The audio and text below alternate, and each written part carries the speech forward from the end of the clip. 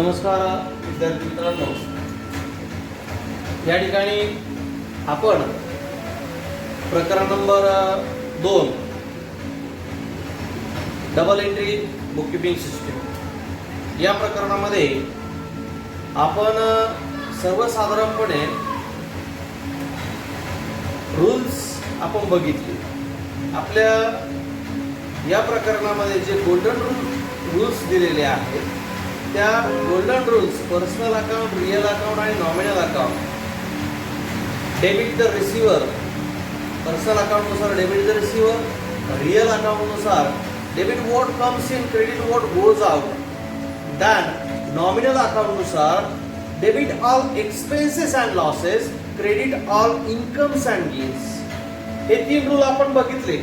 हे 3 रूल आपल्या पाठ असणं गरजेचं आहे. कुठल्याही परिस्थितीत आपले हे 3 रूल हे पाठ असलेच पाहिजे, कारण पूर्ण अकाउंटिंगचा बेस हा या 3 रूलवर आहे. त्याच्यानंतर हे रूल बघितल्यानंतर आपण डेबिट आणि क्रेडिट काय असतं हे बघितलेलं आहे. त्याच्यानंतर पुस्तकामधलं आपण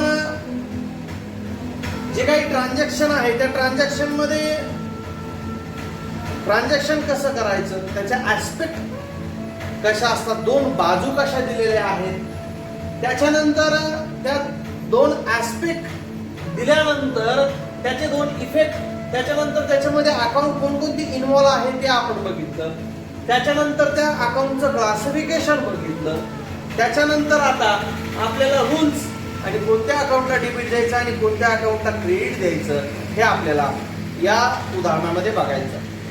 पुस्तकामध्ये जे काही पान नंबर आपलं 26 आहे, प्रकरण 2 मधलं पान नंबर 26 जे आहे त्या पान नंबर 26 वर आपल्याला एक एक्सरसाइज सोडून दिलेली आहे आणि पान नंबर 27 वर जी ब्लँक एक्सरसाइज आहे तर ती ब्लँक एक्सरसाइज आपल्याला ही आज सोडवायची आहे. जी सोडवलेली एक्सरसाइज आहे ती आपल्याला घरी प्रॅक्टिस साठी आपण त्याच्या मार्फत ती सोडवायची आहे.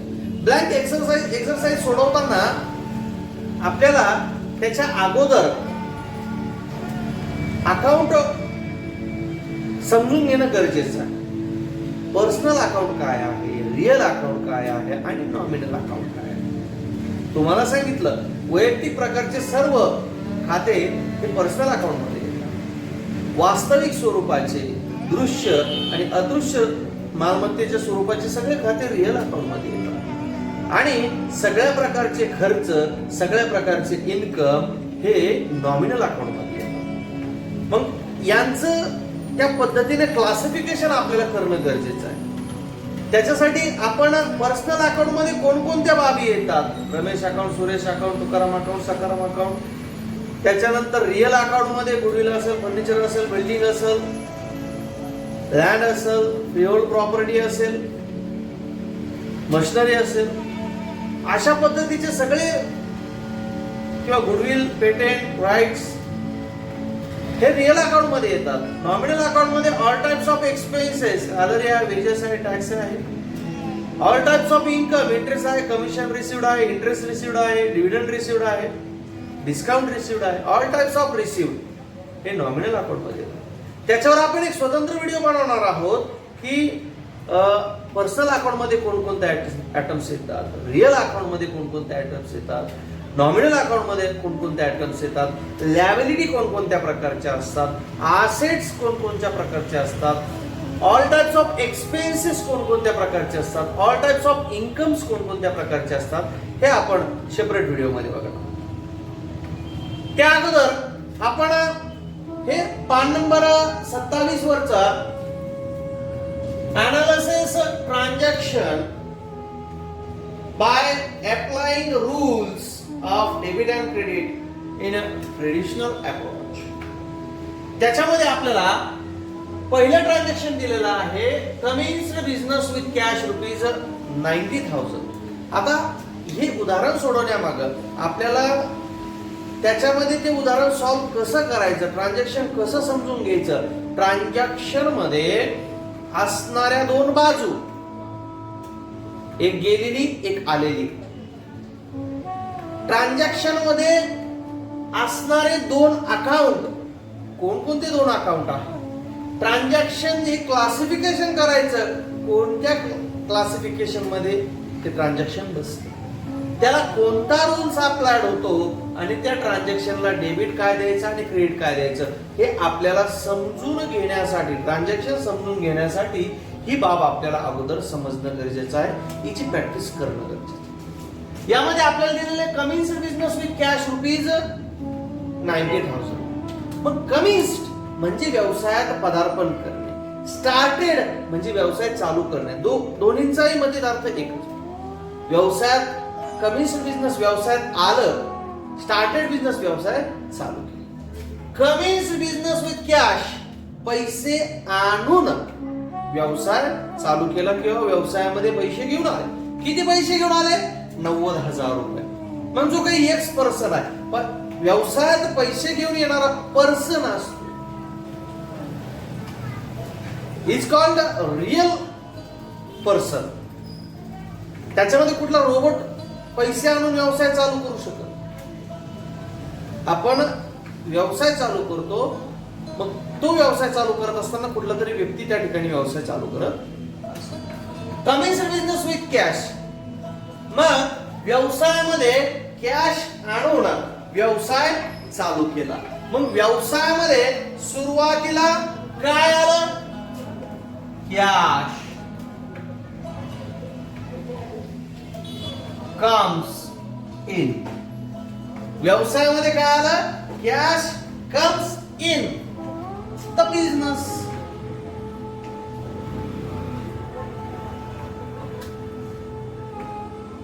ही झाली एक बाजू, व्यवसायामध्ये पैसे आले, व्यवसाय cash comes in the business, व्यवसायामध्ये पैसे आणले म्हणजे व्यवसायामध्ये पैसे आले. आता व्यवसायामध्ये कुठून पैसे आले? आकाशातून पडले नाही. कुणीतरी व्यवसाय चालू केला म्हणजे तो एक्स पर्सन असेल. मग प्रॉपरायटर, मग व्यवसायाचा मालक कोण असतो? तर प्रॉपरायटर असतो. मग proprietor is a giver of capital. मग या ठिकाणी proprietor is a giver of. आता हे कॅपिटल म्हणजे काय? तर कॅपिटल म्हणजे भांडवल. व्यवसायामध्ये ज्या वेळेस पैसा आणला जातो, तो पैसा व्यवसायात आल्यानंतर त्याचं भांडवल तयार होत असतं. व्यवसायामध्ये असणारी प्रत्येक वस्तू, व्यवसायाच्या मालकीची प्रत्येक वस्तू ही ते व्यवसायाचं भांडवल असतं. Every cash is a capital, but every capital not in cash. प्रत्येक पैसा भांडवल असतो, परंतु प्रत्येक भांडवल किंवा भांडवल हा पैसा नसतो. कारण व्यवसायामध्ये भांडवलाच्या स्वरूपात मालमत्ता असते, मग ती दृश्य असेल, अदृश्य मालमत्ता असतील, पैसा असेल.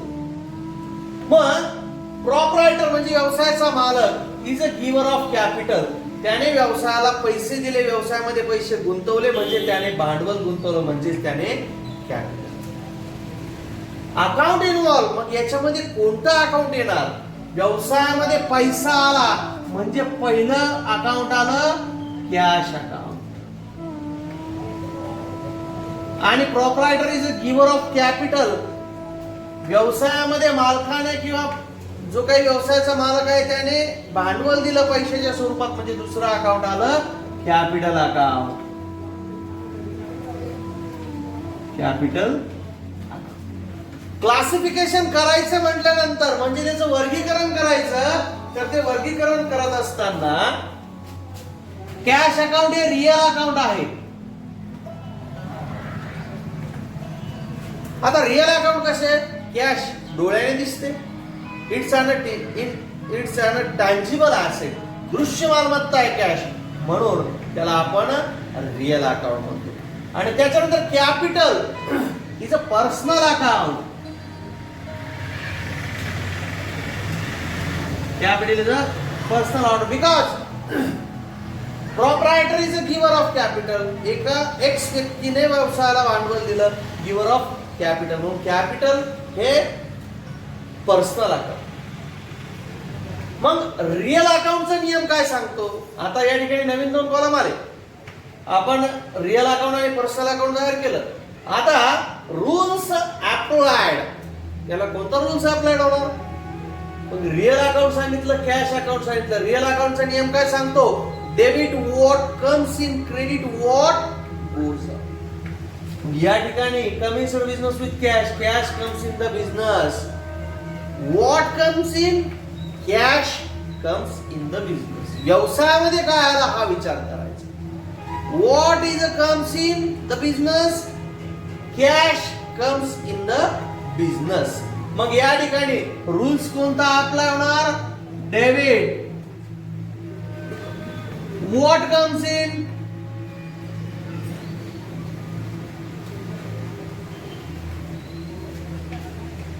म्हणजे डेबिटचा नियम या ठिकाणी अप्लाय झाला.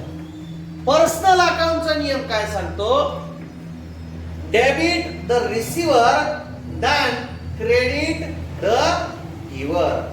मग डेबिट द रिसिव्हर आणि क्रेडिट द गिव्हर हा पर्सनल अकाउंटचा नियम सांगतो.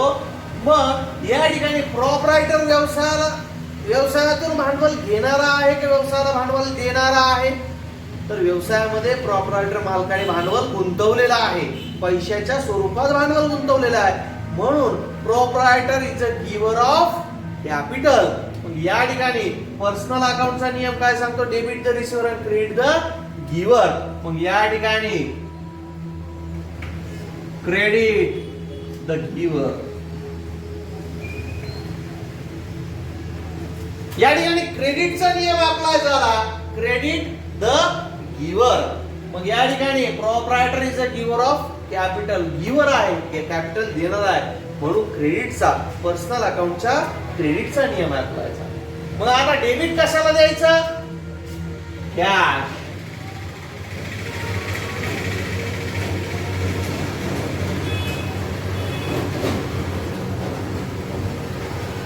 आता डेबिट आपण कॅशला का दिलं? कारण त्या कॅशला, cash comes in the business, cash account आलं. रिअल अकाउंट नुसार debit what comes in, cash comes in, म्हणून कॅश अकाउंटला डेबिट दिलं. अँड देन क्रेडिट कॅपिटलला का दिलं? Because proprietor is a giver of capital आणि नॉमिनल अकाउंटच्या नियमानुसार क्रेडिट द गिव्हर, म्हणून क्रेडिट कॅपिटल अकाउंटला दिलं. अशा पद्धतीने पहिलं ट्रान्झॅक्शन आपलं सुरू. Then deposited cash. दुसरं ट्रान्झॅक्शन आहे deposited cash into Dena bank. देना बँकेमध्ये कॅश डिपॉझिट केली म्हणजे कॅश भरली. Deposited cash into Dena bank 9,000 रुपये. मग देना बँकेमध्ये आपण कॅश भरली. आता आपण बँकेमध्ये गेलो आणि बँकेमध्ये कॅश आपण डिपॉझिट केली. मग बँकेमधून कॅश डिपॉझिट केली म्हटल्यानंतर कॅश घेणारा कोण आहे आपल्याकडून? आपल्याकडून कॅश घेतली कोणी? तर ती देना बँकेने घेतली. मग पहिला येणार, पहिले ऍस्पेक्ट येणार Dena bank is a receiver of cash. Dena bank is a receiver of cash. Dena बँकेने कॅश रिसिव्ह केली. मग आता बँकेमध्ये आपण कॅश भरली. बँकेमध्ये कॅश भरल्यानंतर बँकेने कॅश रिसिव्ह केली. आपण बँकेमध्ये कॅश दिली, बँकेने कॅश रिसिव्ह केली. Bank is a receiver of cash किंवा bank is a receiver. Bank ही घेणारी आहे. दुसरे ऍस्पेक्ट, आपण काय दिले? पैसे दिले. व्हॉट गोज आउट, आपल्याकडून काय गेलं? पैसे गेले, म्हणजे आपल्याकडून कॅश गेले. दॅन सेकंड ऍस्पेक्ट, कॅश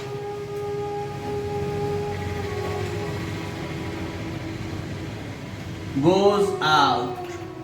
मग या ठिकाणी कॅश गोज आउट, आपल्याकडून पैसे गेले. मग याच्यामध्ये पहिला अकाउंट कोणतं येणार आणि दुसरा अकाउंट कोणतं येणार? तर पहिला अकाउंट आपण बँकेमध्ये पैसे भरले. Who is the receiver? Bank is the receiver. मग रिसिव्हर अकाउंट होऊ शकत नाही. पहिला अकाउंट येणार bank account. Then what is goes out? Cash is goes out. रोकड गेली, रोख रक्कम गेली, म्हणजे या ठिकाणी आपण कॅश अकाउंट म्हणतो. आता बँक अकाउंट पहिलं आहे आणि दुसरं कॅश अकाउंट आहे. तर घेणारी बँक अकाउंट आहे. आपण बघितलं क्लासिफिकेशन ऑफ अकाउंट मध्ये एनी टाइप्स ऑफ बँक, कुठल्याही प्रकारची बँक असेल, bank of Maharashtra, state bank of India, urban merchant bank, urban bank, Vivekanand पतसंस्था, स्वामी समर्थ पतसंस्था, कुठल्याही प्रकारची पतसंस्था असेल, कुठल्याही प्रकारची बँक असेल, कुठल्याही प्रकारचे म्युनिसिपल कॉर्पोरेशन असेल, कुठल्याही प्रकारची सेवाभावी संस्था असेल, कुठल्याही प्रकारच्या स्थानिक स्वराज्य संस्था असेल, या सगळ्यांचं अकाउंट हे पर्सनल अकाउंट येतं. बँक अकाउंट कोणतं अकाउंट आहे? Personal account. आणि कॅश अकाउंट रिअल अकाउंट आहे, कारण कॅश ही आपल्याला डोळ्यांनी दिसते, आपली मूर्त मालमत्ता आहे. पर्सनल अकाउंटचा नियम काय सांगतो? डेबिट द रिसिव्हर आणि क्रेडिट द गिव्हर. मग या ठिकाणी बँक पैसे घेणारी आहे का देणारी आहे? तर बँकेने पैसे काय घेतले? रिसिव्ह केले, पैसे रिसिव्ह केले. मग डेबिट द रिसिव्हर म्हणजे डेबिटचा नियम अप्लाय होतो. मग या ठिकाणी आपण म्हणणार debit the receiver. Okay. Then real अकाउंटचा नियम काय सांगतो? Debit what comes in, credit what goes out. आपल्याकडे पैसे आले का आपल्याकडून पैसे गेले?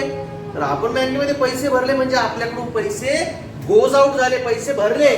मग क्रेडिट व्हॉट गोज आउट,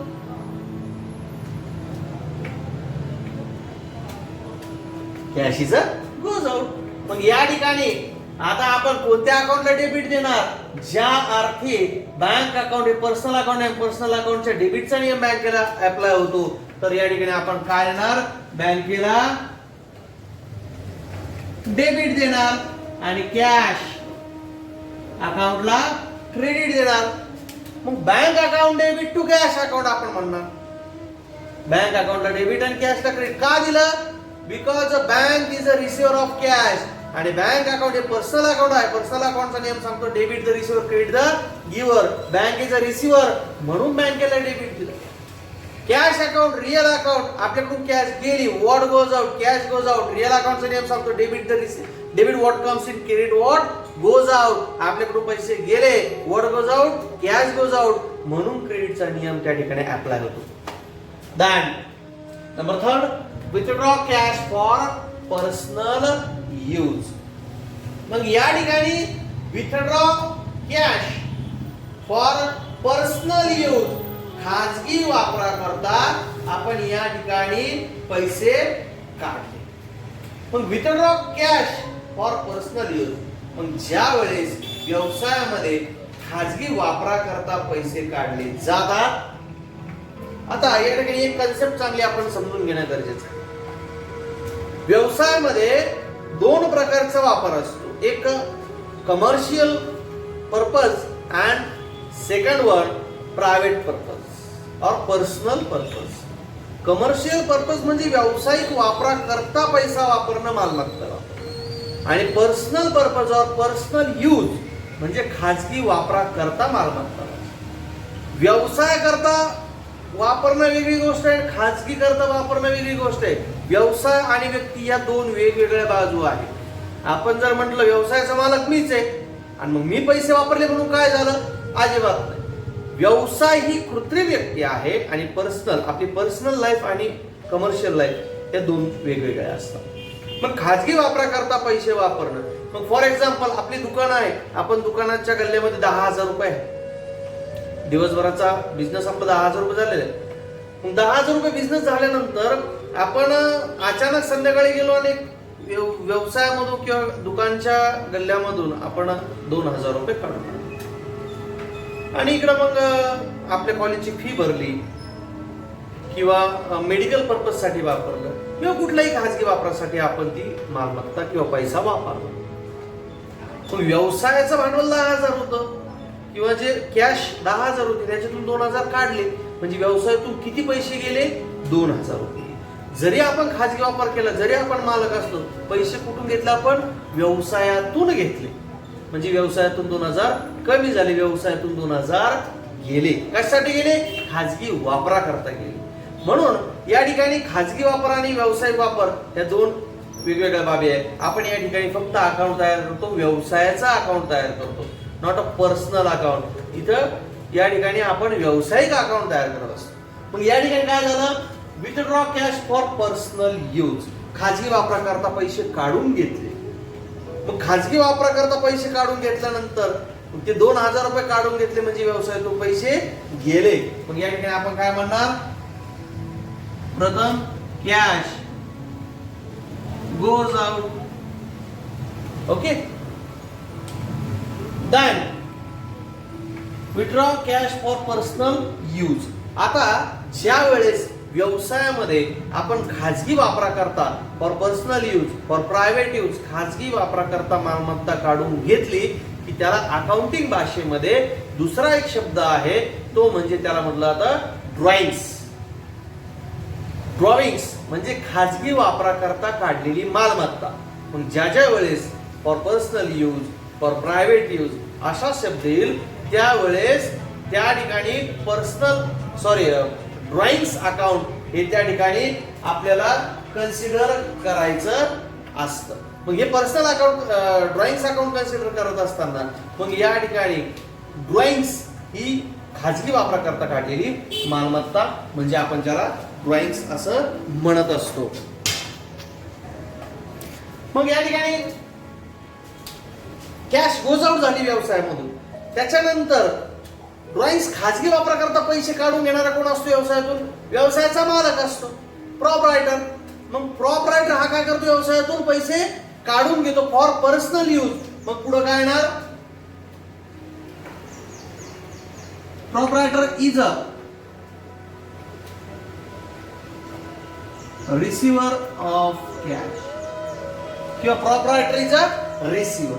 मग त्यान दुसरं या ठिकाणी अकाउंट कोणकोणती इन्व्हॉल्व होतात? पहिलं कॅश गोज आउट आहे म्हटल्यावर cash account. Okay.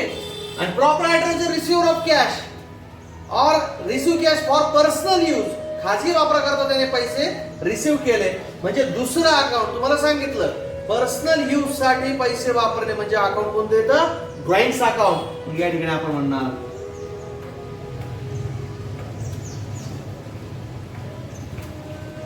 Drawings account. Okay. मग या ठिकाणी कॅश अकाउंट आणि ड्रॉइंग्स अकाउंट. मग क्लासिफिकेशन, कॅश अकाउंट कोणतं? Real account. का? तर डोळ्याने दिसतं. ड्रॉइंग्स अकाउंट पर्सनल अकाउंट आहे. का पर्सनल अकाउंट? कारण पैसे काढणारा प्रॉपरायटर आहे. प्रॉपरायटर ही एक व्यक्ती आहे. मग या ठिकाणी पर्सनल अकाउंट. नियम काय सांगतो रिअल अकाउंटचा? Debit what comes in, credit what goes out. Cash comes in झाली व्यवसायामध्ये की गोज आउट झाली? मालकाने कॅश काढून घेतली म्हणजे व्यवसायातून कॅश गोज आउट झाली. म्हणजे या ठिकाणी आपण म्हणणार credit what goes out. Okay. Then personal अकाउंटचा नियम काय सांगतो? ड्रॉइंग्स डेबिट द रिसिव्हर आणि क्रेडिट द गिव्हर. मग प्रॉपरायटर हा रिसिव्हर आहे का गिव्हर आहे? तर तो कॅश रिसिव्ह करणार आहे. मग डेबिट द रिसिव्हर. मग या ठिकाणी डेबिट द रिसिव्हर. आता डेबिट कशाला लिहायचं, क्रेडिट कशाला लिहायचं? आपण खालीवर केलं समजून घेण्यासाठी. ट्रान्झॅक्शन कसंही आपण सोडू शकतो. मग या ठिकाणी ड्रॉइंग्स अकाउंटला डेबिट देणार आणि कॅश अकाउंटला क्रेडिट देणार. कसं? ड्रॉइंग्स अकाउंटला डेबिट का दिलं? कारण त्याला डेबिटचा नियम लागू झाला. आणि कॅश अकाउंटला क्रेडिट का दिलं? कारण त्याला क्रेडिटचा नियम लागू झाला. म्हणजे debit, drawings account debit to cash. Then purchase goods from Mandar. पुढचं ट्रान्झॅक्शन आहे. काय सांगितलं? मंदारकडून माल खरेदी केला. मग या ठिकाणी आपण माल खरेदी केला म्हणजे काय झालं? आपण पैसे खर्च केले माल खरेदी करण्यासाठी. कुठली वस्तू खरेदी करण्यासाठी आपण पैसा खर्च करत असतो. मग परचेस इज अन एक्सपेन्सेस. मग आपण या ठिकाणी काय म्हणणार? Purchase is an expenditure. Okay. मग या ठिकाणी खरेदी हा आपला खर्च असतो, म्हणून purchase is an expenditure or expenses. Then second, purchase goods from Mandar. कुणाकडून माल खरेदी केला आपण? मंदारकडून माल खरेदी केला. म्हणजे ते second, Mandar is a giver of goods. मग मंदारकडून माल खरेदी केला म्हटल्यानंतर purchase goods from Mandar rupees 12,000. मंदारकडून माल खरेदी केला म्हटल्यानंतर purchase is an expenses and Mandar is a giver. मग परचेस इज अन एक्सपेन्सेस. मग पहिला अकाउंट कोण देणार? परचेस अकाउंट देणार, कारण आपण तो खर्च केलेला आहे. म्हणून या ठिकाणी पहिला अकाउंट कोण देणार? Purchase account. Then second account, Mandar, because Mandar is a giver of goods. म्हणून दुसरं मंदार अकाउंट. इथे जर कॅश अकाउंट असतं, परचेस गुड्स फ्रॉम मंदार किंवा purchase goods from Mandar at cash ₹12,000, तर या ठिकाणी आपण कॅश अकाउंट घेतलं असतं, कारण रोखीव माल खरेदी केला. या ठिकाणी परचेस अकाउंट आला आणि मंदार अकाउंट आला. परचेस अकाउंट कोणता आहे? Nominal account. काय नॉमिनल अकाउंट आहे? परचेस आपण खरेदी करतो, खरेदी हा आपला खर्च आहे, सगळ्या प्रकारचे खर्च हे नॉमिनल अकाउंट मध्ये येतात. आणि मंदार अकाउंट कोणता आहे? पर्सनल. कारण मंदार ही व्यक्ती आहे आणि सगळ्या प्रकारचे व्यक्तिगत खाते हे पर्सनल अकाउंट मध्ये येतात. नॉमिनल अकाउंटचा नियम कोणता अप्लाय होणार? Debit all expenses and losses. डेबिटला सगळ्या प्रकारचे खर्च आणि सगळ्या प्रकारचे लॉस असतात, तोटे असतात. परचेस हा आपला काय? खर्च आहे, म्हणून डेबिटचा नियम लागतो. Then personal account Mandar. मंदारला कोणता नियम लागतो? Debit the receiver, credit the giver. Mandar receiver आहे का गिव्हर आहे? Mandar is a giver of goods. Mandar हा माल देणारा आहे, म्हणून या ठिकाणी क्रेडिट द गिव्हर. ओके. पण डेबिट कशाला देणार? परचेसला.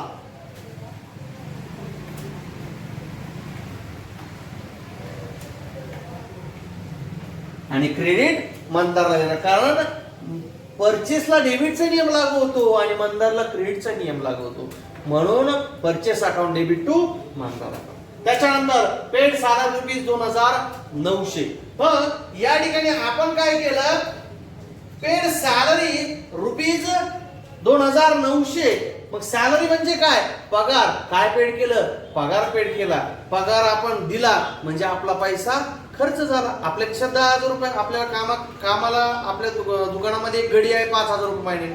मग आपल्या दुकानामध्ये ₹10,000, त्याला ₹5,000 आपण दिले म्हणजे 5,000 आपला खर्च झाला. कशावर खर्च झाला? पगारावर खर्च झाला. मग सॅलरी हा आपला खर्च आहे. मग या ठिकाणी salary is an expenses. Okay. And then salary पगार दिला. कशाच्या स्वरूपात दिला आपण पगार? रोख स्वरूपात पगार दिला. म्हणजे पैसे गेले का आले? पैसे गेले. मग या ठिकाणी आपण म्हणणार कॅश गोज आउट. ओके. पहिला अकाउंट सॅलरी हा आपला एक्सपेंडिचर आहे. ज्या ज्या प्रकारचं एक्सपेंडिचर असेल, एक्सपेंडिचरचा प्रकार जो असेल त्या प्रकारचा अकाउंट तयार होतं. म्हणजे या ठिकाणी पहिलं सॅलरी अकाउंट आणि दुसरं काय गेलं? कॅश गेली, म्हणून कॅश अकाउंट. सॅलरी अकाउंट कोणतं आहे? खर्च आहे म्हणल्यावर कोणता अकाउंट येणार? नॉमिनल अकाउंट येणार. नॉमिनल. आणि कॅश अकाउंट कोणतं आहे? रिअलिस्टिक आहे, डोळ्याने दिसती मालमत्ता आहे, म्हणून नॉमिनल अकाउंटचा नियम काय सांगतो? Debit all expenses and losses. Salary आपला एक्सपेन्सेस आहे म्हणून डेबिटचा नियम लागल. या ठिकाणी debit all expenses and losses. Okay. आणि कॅश अकाउंट, रिअल अकाउंटचा कोणता नियम आहे? आपल्याकडून पैसे गेले, सॅलरीच्या स्वरूपात गेले, पण पैसे गेले, मग than cash is goes out. Debit what comes in, credit what goes out. म्हणल्यावर कॅशला credit what goes out. Okay. मग आपण डेबिटला कशाला देणार डेबिट? सॅलरी. आणि कॅशला क्रेडिट देणार, because salary is an expenses, आपला खर्च आहे म्हणून आपण तिला डेबिट दिलं, आणि कॅश गेली म्हणून कॅशला क्रेडिट दिलं. Then last, received interest rupees 4000. आपल्याला काय रिसिव्ड झालं? इंटरेस्ट. मग इंटरेस्ट रिसिव्ह झाला, आपल्याला व्याज मिळालं. कशाच्या स्वरूपात मिळालं? व्याज मिळलं, पण कशाच्या स्वरूपात? पैशाच्या स्वरूपात मिळालं. म्हणजे आपल्याकडे काय आला? कॅश आला. मग आपण काय म्हणणार? Cash comes in.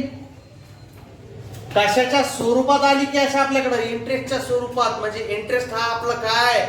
इन्कम आहे. मग या ठिकाणी interest is an income. Okay. पहिला अकाउंट कोणता आलं? कॅश आली. म्हणजे पहिला अकाउंट आलं कॅश अकाउंट. दुसरा अकाउंट कोणतं आहे? कशाच्या स्वरूपात कॅश आली? इंटरेस्टच्या स्वरूपात. इंटरेस्ट. कॅश अकाउंट कोणतं आहे? रिअल अकाउंट आहे. इंटरेस्ट अकाउंट, इंटरेस्ट हा आपला इन्कम आहे. रिसिव्ड होणं म्हणजे इन्कम. ते जर पेड असतं तर तो इंटरेस्ट आपला एक्सपेंडिचर झाला असता. रिसिव्ड म्हटलं की इन्कम, पेड म्हटलं की एक्सपेंडिचर. मग हा इन्कम आपला, हा रिसिव्ड इंटरेस्ट आपला इन्कम आहे, म्हणून या ठिकाणी नॉमिनल अकाउंट. क्लासिफिकेशन. मग या ठिकाणी रूल्स अप्लाइड. रिअल अकाउंटचा कॅश रिसिव्ड वाया इंटरेस्ट, व्याजाच्या स्वरूपात कॅश रिसिव्ड झाली म्हणजे डेबिटचा नियम. Debit what comes in. Okay. Then nominal account, interest आपल्याला रिसिव्ड झाला. Credit all incomes and gains, credit साइडला सगळ्या प्रकारचे इन्कम्स आणि मालमत्तेत होणारी वाढ घ्यायची. मग इंटरेस्ट हा आपला इन्कम आहे, रिसिव्ड आहे म्हणल्यानंतर इन्कम आहे. मग या ठिकाणी credit all income and gain. मग डेबिट कशाला देणार? कॅश अकाउंट आणि इंटरेस्ट अकाउंटला आपण क्रेडिट करणार. अशा पद्धतीनं आपल्याला हे सोडवायचं असतं, किंवा अशा पद्धतीनं आपल्याला याचं हे ट्रान्झॅक्शन जे आहे या ट्रान्झॅक्शनची फोड करून ही सुरुवात आहे आणि हा शेवट आहे. याच्यामधून आपल्याला कळतं coming business with cash, directly cash account debit to capital account कसं करायचं. तर हा मधला जो गाभा आहे, अगोदर टू ऍस्पेक्ट पाहायच्या, नंतर अकाउंट इन्व्हॉल्व पाहायचं, नंतर क्लासिफिकेशन करायचं, नंतर रूल्स कोणता अप्लाय होतो, त्याच्यानंतर कशाला डेबिट द्यायचं आणि कशाला क्रेडिट द्यायचं ते शेवट आपल्याला लक्षात येतं. त्याच्यासाठी या पाथ नुसार आपल्याला पुढे जावं लागतं आणि त्याच्यातून हे अकाउंट आपल्याला त्या ठिकाणी ओळखावे लागते. तर पुढचं उदाहरण आपण पुढच्या सेशन मध्ये बघूया किंवा पुढच्या व्हिडिओ मध्ये बघूया. तत्पूर्वी आपण स्क्रीनशॉट काढून अगोदर सोडून दिलेलं जे काही उदाहरण आहे ते सोडवून दिलेलं उदाहरण आपण न बघताही त्या ठिकाणी सोडवण्याचा प्रयत्न करू शकता. धन्यवाद मित्रांनो.